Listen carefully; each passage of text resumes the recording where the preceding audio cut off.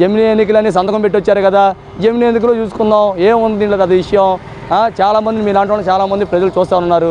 ఈరోజు ప్రజలు కూడా తెలుగు మీరు రోడ్లు ఎక్కడానికి ఇష్టపడట్లా, వాళ్ళు ఓటు అనే ఆయుధాన్ని ఉపయోగించుకొని సిద్ధపడుతున్నారు. మీరు పసుపు కుంకాలు తీస్తే పసుపు కుంకాలు తీస్తున్నారు, ఫ్యాన్ ఎక్కించుకున్నారు. ఫ్యాన్ వాళ్ళు ఏదో సంక్షేమ పథకాల మీద తీసుకుంటే సంక్షేమ పథకాలు తీసుకున్నారు, వాళ్ళని వదిలించి మిమ్మల్ని ఎక్కించారు. ప్రజలు కూడా మేధావులుగా మారారు కాబట్టి మీరేమీ చెప్పిన మాట అమలు చేయలేకపోతే ఖచ్చితంగా 164 స్థానాలతో మీరు ఏ స్థానాలకు వెళ్తారో మీరే ఆలోచించుకోండి. రేపు పొద్దున తప్పుడు ఆలోచనలు తప్పుడు నిర్ణయాలు తీసుకుంటే ఎలాంటి గతి పడతాయో ఉదాహరణలు ఉన్నాయి కాబట్టి మీరు ఆలోచించి ఇంకా 6 నెలలే గడిచింది, ఇంకా 4.5 సంవత్సరాలు ఉంది.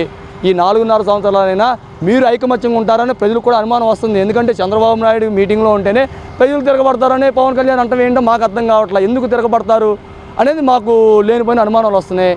ఎందుకు తిరగబడతారు అంటే మీరు ఏమైనా కుట్ర చేయబోతున్నారా?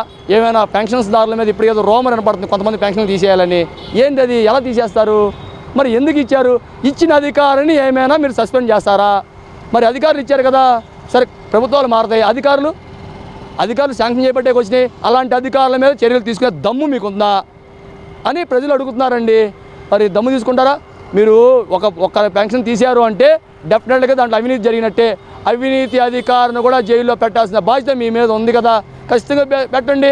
ఏమీ వెనకాడద్దు. మీరు తిక్కన శుద్ధితో పనిచేయండి.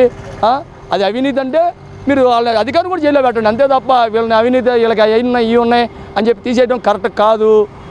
వీళ్ళకి ఎవరైతే శాంక్షన్ చేయించారో వాళ్ళని ముందు జైల్లో పెట్టండి. జైల్లో పెట్టిన తర్వాత అప్పుడు దీని మీద రండి, అంతే తప్ప ఇది సరైన పద్ధతి కాదు అని చెప్పేసి మీరు ఇవ్వలేకపోతే ఇవ్వలేమని ఒప్పుకోండి.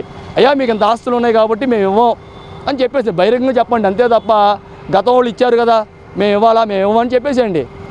లేదా వాళ్ళ మీద చర్యలైనా తీసుకోండి అని చెప్పేసి మేము మీడియా రూపంలో చెప్తున్నాం. ఇంకా ఇక్కడికే కాదు, ఈ 6 నెలల్లోనే 3 నెలలని మీ పంచప్రభుత్వం ఏంటో 100 రోజుల్లోనే అందరూ చూశారు.